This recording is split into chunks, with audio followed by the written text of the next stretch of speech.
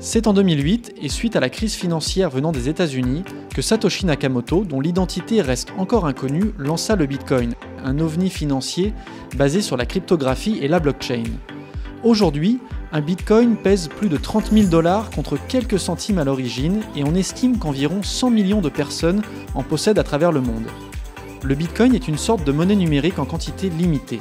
On ne peut pas le toucher, mais c'est comme une pièce ou un billet qu'on peut directement utiliser sur Internet.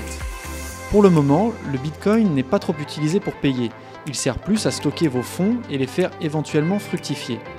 Mais attention, celui-ci reste extrêmement volatile. Ici, il n'y a pas de banque ou d'intermédiaire. Les échanges et paiements se font de manière décentralisée entre tous les acteurs du réseau.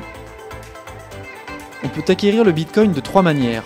En l'achetant via des plateformes pour les stocker dans un portefeuille virtuel chiffré, directement à des détenteurs, ou alors les miner, c'est-à-dire mettre à disposition son ordinateur pour calculer et valider un bloc. Pour ça, il faudra résoudre un algorithme complexe.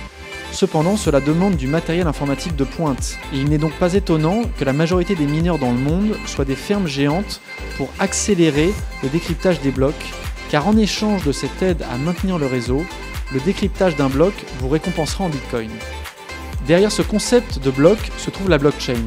Concrètement, il s'agit d'un réseau interconnecté. Chaque bloc contient un nombre d'informations prédéfinies regroupant les données des utilisateurs. Ici, le bloc 3 possède son identité, ainsi que celui qui le précède. Le bloc 2, lui, aura son identité, ainsi que celui du bloc 1, et formant ainsi une chaîne chiffrée. Il existe également une seconde sécurité, appelée Proof of Work, un système qui ralentit la validation des blocs, afin de s'assurer que les blocs sont bien conformes.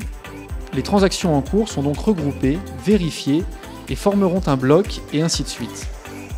Ainsi, ce n'est pas une seule personne qui détient la clé pour le réseau, mais le réseau lui-même, ce qui fait de la blockchain un réseau virtuellement impiratable. Ce sont pour toutes ces raisons que le Bitcoin intéresse de plus en plus de monde et notamment les entreprises.